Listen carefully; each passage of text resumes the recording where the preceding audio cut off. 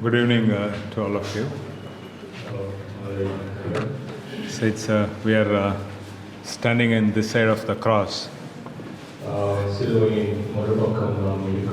we are standing on the triumphant side of the cross. So I was reading Matthew chapter 26 and 27.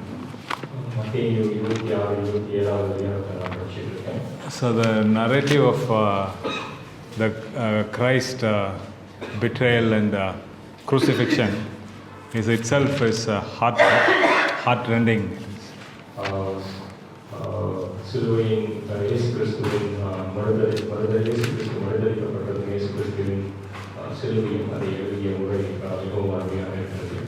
So if you look at that,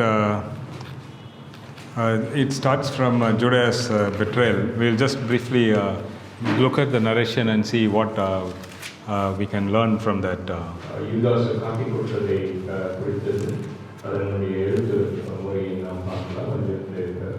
So it starts from verse 47 of chapter 26, Matthew. So there Jesus and his disciples are in the Garden of Gethsemane. And most of the disciples were sleeping nicely. And Jesus is praying in agony.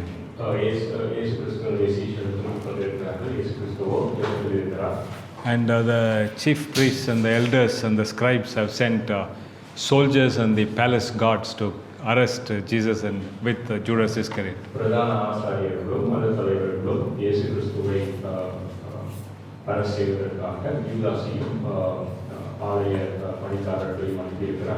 So one of the disciples, Judas, is coming and betraying Jesus Christ. So from within, one is coming and betraying Jesus Christ.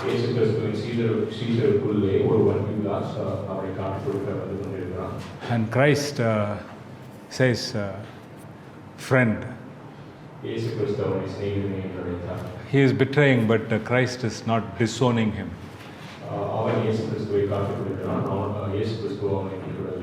So, and then we see the off-sleep disciples are getting up, and Peter immediately taking his sword, not realizing anything, he cuts the ear of the servant.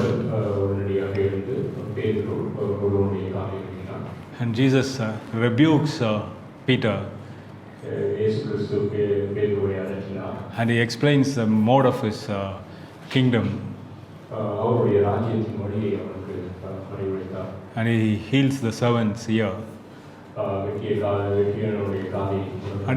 he says in that scene where it is like looking like Jesus is being overpowered, there are around 72,000 angels waiting to the command of Jesus to take care of him.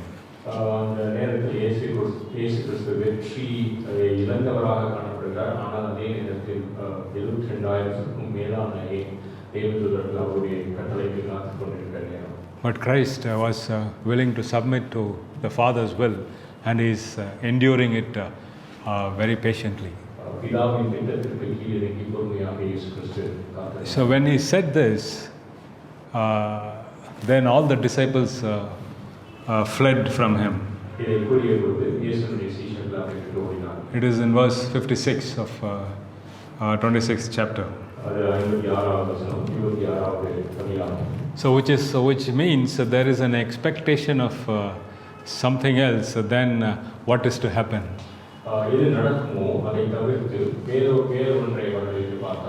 So they forsook. All of them have left him alone and gone. And then Jesus is taken to Caiaphas, the high priest.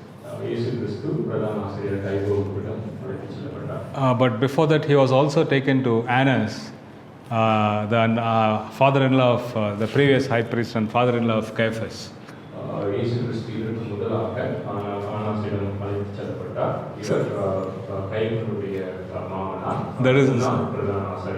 There is a sequence of events, and they do it so that Caiaphas can organize the Sanhedrin so that they can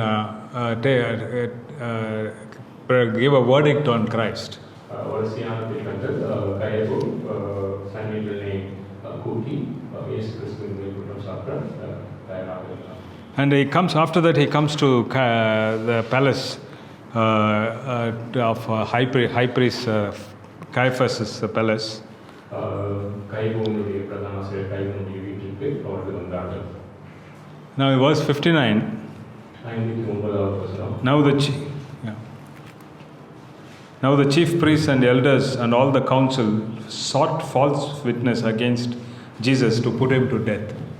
பிரதான ஆசாரியரும் மூப்பரும் சங்கத்தார் யாவரும் இயேசுவை கொலை செய்யும்படி அவருக்கு விரோதமாய் பொய் சாட்சி தேடினார்கள். See, here they have come for a trial and they are trying to find out a reason to condemn him. இங்கே வழக்குக்காக கூடியிருக்கிறார்கள், அவரை குற்றப்படுத்துவதற்காக வகை தேடினார்கள். A trial is when a person is already condemned and he is brought before, and the trial goes on to give the punishment.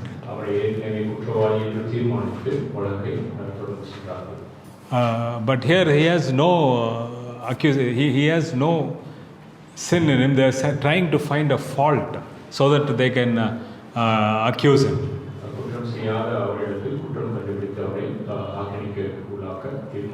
So, and that is done by the chief priest, scribes and elders.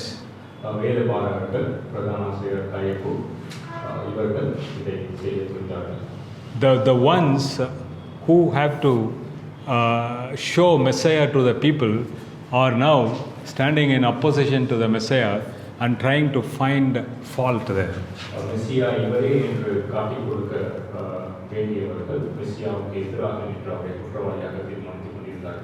And they couldn't find anything, and then a lot of false witnesses are coming.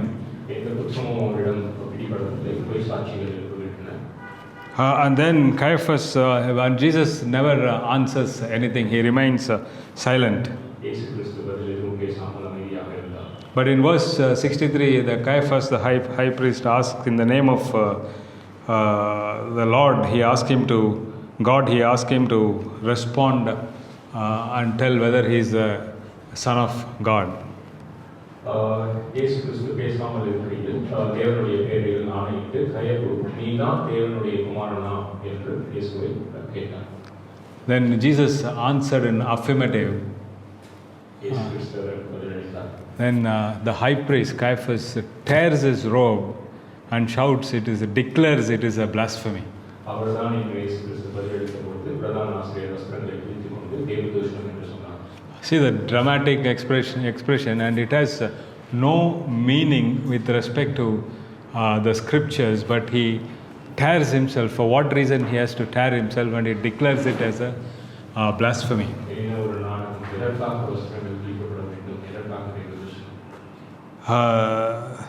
Then they take counsel to put him to death.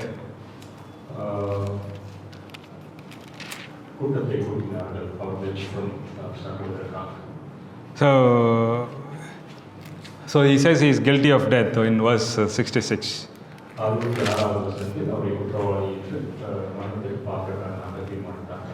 Then they mock him, they spit in his face and smote him with the palms, and they bind him and they ask him prophecy unto us. அவரை பரிகாசப்படுத்தி அவருடைய முகத்தில் துப்பி அவரை குட்டி சிலர் அவரை கன்னத்தில் அடித்து கிறிஸ்து நீதான் என்று ஞானதிஷ்டியில் எங்களுக்கு சொல்லும் என்று பரிகாசம் செய்தார்கள். So then they take him to the governor Pilate. So in the meantime Peter also comes here. So Peter denies Christ. And he says in verse 72, I do not know the man. So see the extent to which Christ is being deserted by his disciple,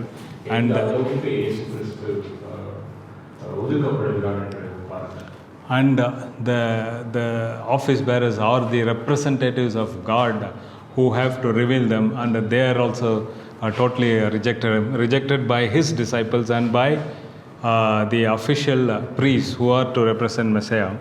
கிறிஸ்துவுடைய சீஷர்களாக இருக்கிறார்கள். இவர்தான் கிறிஸ்து என்று வெளிப்படுத்த வேண்டிய பிரதான ஆசிரியர்களாக இருக்கிறார்கள். Then he is taken to the governors, the governmental authorities, and he goes to Pilate. பின்பு பிலாத்துவிடம் அவர் எடுத்துச் செல்லப்பட்டார். So Pilate finds that he has he has not have anything, or he is innocent. He finds that out. பிலாத்து அவரிடம் குற்றமில்லை என்று கண்டறிந்தார். But to wash off his hand, he sends him to Herod.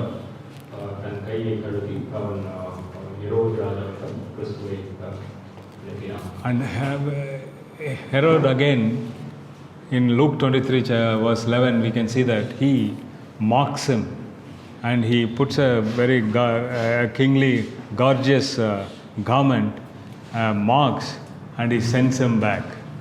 ஹெரோது ராஜாவும் இயேசு கிறிஸ்துவை பரிகாசம் செய்து ராஜாவுடைய உடையை அனுப்பி பிலாத்துவிடம் மறுபடியும் அனுப்பினான். இது லூக்கா 23ஆம் அதிகாரம் 11ஆம் வசனத்தில் உள்ளது. So this actually, if we imagine this scene, it is like really, it is a very pathetic situation Christ is subjected to.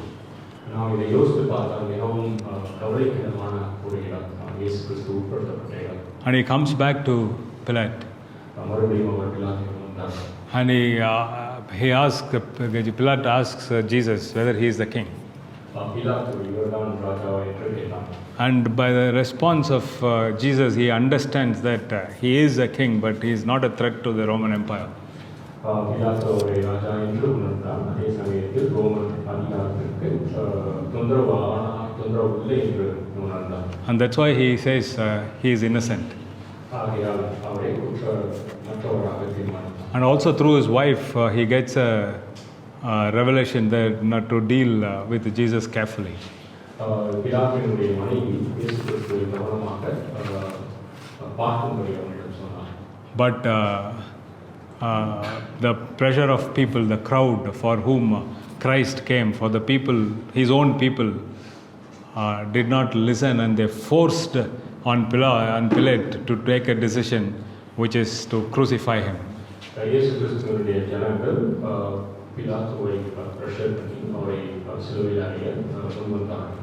So we know that he washed his hands, and he asks the people what to do with him. பிலாத்து தன்னுடைய கையை கழுவி இவரை என்ன செய்ய வேண்டும் என்று மக்களை கேட்டான். And they say, crucify, crucify. சிலுவையில் அறைய வேண்டும், சிலுவையில் அறைய வேண்டும் என்றார்கள். So we all know this, and then he says that his blood is not on me. I am innocent of his blood. He says that, though he cannot be really. இதையெல்லாம் நாம் அறிந்திருக்கிறோம். பிலாத்து கையை கழுவி அவருடைய ரத்தம் தலையில் உங்கள் மேல் என்று கூறினார். So there is he as a governor, as a one who has to execute justice, he hands it over. He abdicates his responsibility, and he leaves to the crowd, and it is a gross injustice he has done. நீதியை நிலைநிறுத்த வேண்டிய அதிகாரி நீதியை நிலைநிறுத்தாமல் தன்னுடைய ஸ்தானத்தை மக்களுக்கு விட்டுக் கொடுத்து அநீதி நடந்தார். He marvels at Christ's silence. இயேசு கிறிஸ்துவின் அமைதியை ஆச்சரியமாக பார்த்தார். He knew that he is totally innocent. குற்றமற்றவர் என்று முழுவதுமாக அறிந்திருந்தார். He also made a plan to release through the Passover practice to release one of the accused. So he tried that, but he couldn't. He released instead a murderer, Barabbas. வழக்கமாக பஸ்கா பண்டிகை தினம் யூதருக்காக ஒரு குற்றவாளியை விடுதலை செய்ய வேண்டியது அவர்களுடைய பழக்கம். அந்த தருணத்தை கண்டு இயேசுவை விடுதலை செய்ய வேண்டும் என்று பிலாத்து முன் வந்தான். அவன் இயேசு கிறிஸ்துவை விடுதலை செய்யாமல் பரபாஸ் என்பவனை விடுதலை செய்தான். So he fell to the crowd. மக்களிடம் விழுந்தான். So we see the continuous desertion of Christ by all who have to by all who should not have done it. ஒவ்வொருவராக இயேசு கிறிஸ்துவை ஒதுக்கிய விதத்தை நாம் பார்க்கிறோம். Then the Roman soldiers, he sends Jesus, he flogs him and hands over them to the Roman soldiers to be crucified. பிலாத்து அவரை சவுக்கியில் அடித்து ரோம வீரர்களிடம் ஒப்படைத்தார். And if we read that thing, what the Roman soldiers did, it's like very painful. Like they'd strip him off, and they put him another robe, and they smit him, and they put a thorn on him, and they give him a reed, and they kneel down, and they say, "Hail, King of the Jews." அவருடைய உடையை எடுத்து முற்றிடத்தை அவருக்கு மாட்டி அவர் ராஜா என்று அவரை கேலி செய்தார்கள். So, but Christ was silently enduring all these things. இயேசு கிறிஸ்து அமைதியாக அனைத்தையும் மேற்கொண்டார். And they smote him, spit on his face, அவருடைய முகத்தில் துப்பினார்கள். and changed his dress, put his own clothes, and sent him to be crucified. அவருடைய ஆடையை மாற்றி அவருடைய ஆடையை மற்றொரு ஆடையை அணிந்து அவரை சிலுவையில் அறைந்தார். And then he was brought to Kolkata, and he was crucified there. Kolkata என்ற இடத்திற்கு இயேசு கிறிஸ்து அழைத்து கொண்டு வரப்பட்டு அங்கு அவர் சிலுவையில் அறையப்பட்டார். Yeah, so when after he was crucified, also the same sort of reactions from the people. அவர் சிலுவையில் அறையப்பட்ட பின்பும் மக்கள் அதே மாதிரியாக செயல்பட்டார்கள். And they sat there after crucifying him to see what happens. அவரை சிலுவையில் அறைய செய்து அதற்கு பின்பு என்ன நடக்கும் என்று அவரை பார்த்துக் கொண்டிருந்தார். So that is in chapter 27. அது மத்தேயு 27ஆம் அதிகாரம்.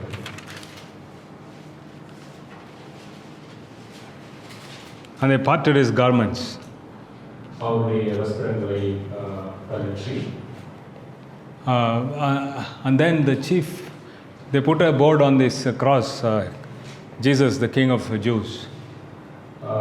அவர் தன்னுடைய சிலுவையின் மேல் இயேசு யூதர்களின் ராஜா என்று எழுதினார்கள். And the scribes and the chief priests started mocking him. பிரதான ஆசாரியர்களும் வேதபாரகர்களும் அவரை கேலி செய்ய ஆரம்பித்தார்கள். So they are saying he cannot save himself. He is going to save Israel. அவரை காப்பாற்றிக் கொள்ள முடியவில்லை. அவரால் இஸ்ரவேலை ரட்சிப்பார். And another one they are saying is he trusted in the Lord. Let us see if the Lord comes in. They are mocking his trust in God. தேவனை விசுவாசித்தான், தேவனை ரட்சிப்பார் என்று மற்றவர்கள் கூறினார்கள். And the passers-by are also mocking Christ. அந்த வழியாக சென்றவர்களும் இயேசு கிறிஸ்துவை பரிகாசம் செய்தார்கள். He said he will destroy the temple and build it. Now he is not able to even save himself. ஆலயத்தை இழுத்து மறுபடியும் கட்டுவான் என்று கூறினார். அவரை ரட்சிக்க முடியவில்லை என்றார்கள். So everybody mocking him. ஒவ்வொருவரும் அவரை கேலி செய்தார்கள். And then finally, if we see in verse 46. 46ஆம் வசனம் கடைசியாக பார்க்கலாம். And about the 9th hour, Jesus cried with a loud voice, saying, Eli, Eli, lama sabachthani. 9ஆம் மணி நேரத்தில் இயேசு கிறிஸ்து ஏலி, ஏலி, லாமா சபக்தானி என்றார். That is to say, my God, why hast thou forsaken me? இதனுடைய அர்த்தம் என்னவெனில், என் தேவனே, என் தேவனே, என்னை கைவிட்டீர் என்பது. So he is saying, finally, God also has forsaken. இறுதியாக தேவன் அவரை கைவிட்டார். So all have forsaken Christ at that moment. அனைவரும் கைவிடப்பட்டவர் தான் இயேசு. So that is the pain he took because he had all of his children, among whom we are also part of it, he took for us. அவருடைய பிள்ளைகளின் நிமித்தமாக அந்த பிள்ளைகளில் நாமும் ஒருவர். இதன் நிமித்தமாக இவ்வளவு வழிகளையும் அவர் காட்டினார். And what was Christ doing? Even the thieves have joined the mocking crowd and started mocking him. அவர் கூட அறையப்பட்ட கள்ளர்களும் அவரை கேலி செய்தார்கள். In the midst of this, he was praying for the same people who are affecting him. Father, forgive them, they do not. இதற்கு மத்தியிலே தேவனை அவர்கள் அறியாமல் செய்கிறார்கள் என்று அவர்களுக்காக இயேசு கிறிஸ்து தெரிவித்தார். And he is doing a work of redemption for the thief. மீட்புக்குரிய காரியத்தை நமக்காக செய்து கொண்டிருந்தார். So he was not concerned of him. His concern was on the other. அவரை குறித்து சிந்தியாமல் மற்றவர்களுக்காகவே சிந்தித்தார் இயேசு. That is the way of the cross. இதுவே சிலுவையின் வழியாகும். And he has took our penalty and he has purchased forgiveness for us. நம்முடைய தண்டனையை அவர் மேல் ஏற்றுக்கொண்டு நமக்காக மன்னிப்பை. Sometimes we equate forgiveness as a very common, very simple. It is not so easy. Christ underwent all this, and he took, because of love for us, he did this and he brought us salvation. ஒரு சில நேரங்களில் மன்னிப்பை எளிதாகவும் உதாசீனமாகவும் சிந்திக்கக்கூடும். இவ்வளவும் வழிகளை தாண்டி நமக்காக மன்னிப்பை விலை கொடுத்து வாங்கினார் இயேசு கிறிஸ்து. So if you look at briefly what is the why the people reacted in the way they reacted. சுருக்கமாக மக்கள் ஏன் இவ்விதமாக செயல்பட்டார்கள் என்று சிந்தித்தோம்னால், and how does that apply this for us. இது எந்த அளவுக்கு நம் வாழ்க்கையில் பயன்படுகிறது என்று சிந்தித்தோம்னால், so Christ finished the work on the cross, இயேசு கிறிஸ்து அவருடைய காரியத்தை சிலுவையில் முடித்தார். and yet in another sense he has not finished the work. அதே நேரத்தில் இயேசு கிறிஸ்து இன்னும் ஒரு காரியத்தை முடிக்காமல் இருந்தார். Because God has brought Christ to the future. இயேசு கிறிஸ்துவை எதிர்காலத்தில் தேவன் கொண்டு வந்தார். So in between he has left the responsibility to the church. இதற்கிடையேயான பொறுப்பை சபையிடம் இயேசு கிறிஸ்து கொடுத்துள்ளார். So we can also be like the people who have there when in Jesus' time. நாம் இயேசு கிறிஸ்துவின் காலத்தில் வாழ்ந்த மக்களைப் போல இருக்கலாம். So the people were like the Jews, scribes and elders and the chief priest. They were like very fundamental in their approach. மூப்பர்கள், வேதபாரகர்கள், யூதர்கள், பிரதான ஆசிரியர்கள் அடித்தளமான முறையில் அவரை நோக்கி செயல்பட்டார்கள். They did not follow truth with the spirit, but they made it like ritual fundamentalism. They made it சத்தியத்தை விட்டு விலகி மதச்சரி சார்ந்த வழியில் நடந்து கொண்டிருக்கிறார்கள். so when they do like that, the truth becomes like a stone. மதத்தை சார்ந்த வழியில் சத்தியத்தை விட்டு விலகும் பொழுது சத்தியமானது ஒரு கல்லை போலாம். So the truth which has to give life, if it becomes like a stone, it has no value, it has no effect on the others, on them. ஜீவனை கொடுக்கக்கூடிய சத்தியம் கல்லானால் அதனுடைய பாதிப்பு நம்மை இராது. That's why when Christ says the truth, he tears off his robe, because truth for him is a stone and it has no meaning to the reality there when the word of life was standing there, and he is acting like a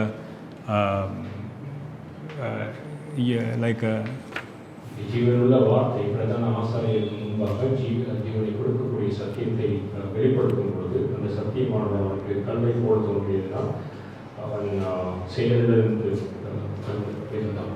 And when Judas comes there and he repents and he gives the money back. யூதாஸ் பிரதான ஆசாரியத்தில் வந்து மனம் கசந்து அவரிடம் பணத்தை கொடுத்தான்.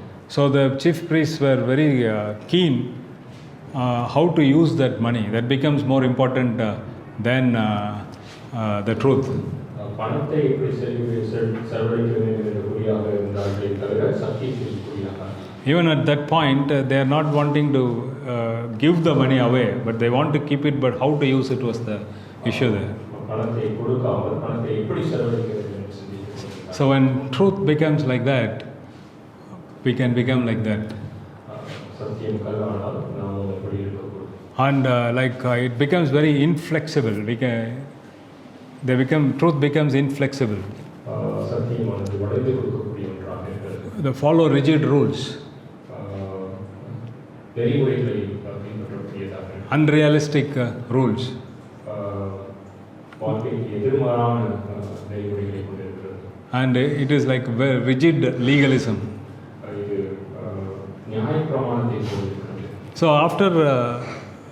after Christ has come and he is crucified, we see now in countries like England and all, only old people go there. இயேசு கிறிஸ்து சிலுவையில் அறையப்பட்ட பின்பு இன்று நாம் இங்கிலாந்து பார்க்கும்பொழுது முதியவர்கள் மாத்திரம் செல்கிறார்கள். Because they made truth like this.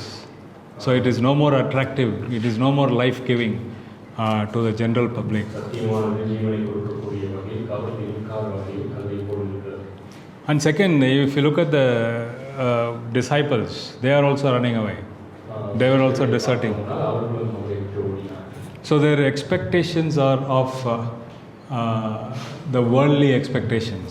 உலகத்தை சார்ந்த எதிர்பார்ப்புகளை கொண்டிருந்தார்கள். The standards of their expectation were like worldly standards. அவர்களுடைய எதிர்பார்ப்பின் தரம் உலகத்தை சார்ந்ததாக இருந்தது. So when that was not met, they escaped. அவருடைய எதிர்பார்ப்பு அவர்கள் சிந்திக்காததினால் அவர்கள் ஓடினார்கள். Similarly, when Pilate also wanted to release Jesus, but he was looking from the worldly perspective. இயேசு கிறிஸ்துவை விடுதலை செய்ய வேண்டும் என்று முன்வந்த பிலாத்து உலகத்தை சார்ந்து நடந்தானே ஒழிய விடுதலை செய்யவில்லை. So this gang, they like chameleons, they change the color.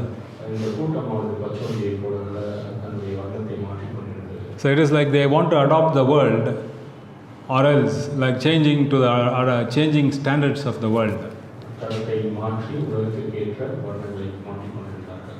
But that is another extreme. அது இன்னொரு பக்கம். So we can come to Christ only expecting the worldly things. இயேசு கிறிஸ்துவிடம் வரும்பொழுது உலகத்தை சார்ந்த எதிர்பார்ப்புகளை நாம் கொண்டிருக்கலாம். But that again is like forsaking Christ. That's what happened here. So that is both sides. Like one side they become very fundamental, conservative, and prevent others from coming. And the other side they want to be very worldly, and they also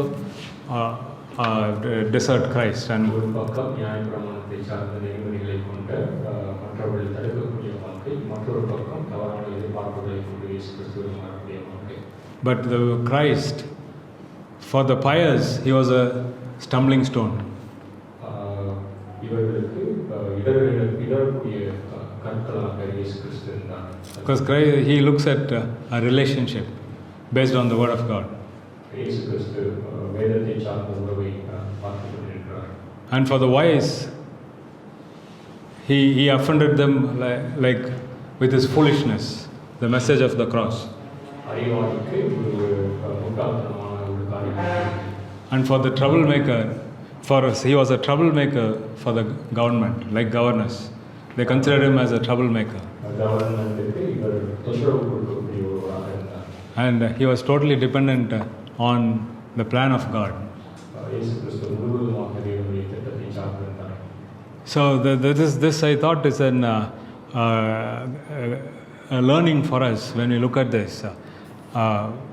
We cannot come to Christ with following all making the rules rigid and being a fundamental, or we cannot come to Christ expecting whatever the worldly standards to happen to us.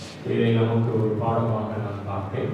இயேசு கிறிஸ்துவை நியாயப்பிரமாணத்தின் முறையிலும் மதத்தை சார்ந்த முறையிலும் நெறிமுறைகள் சார்ந்த முறையிலும் அணுகாமல் இயேசு கிறிஸ்துவை தவறான எதிர்பார்ப்புகளுடன் அணுகாமல் அவருடைய வழியில் அணுக வேண்டும் என்று ஒரு பாடமாக இருக்கிறது.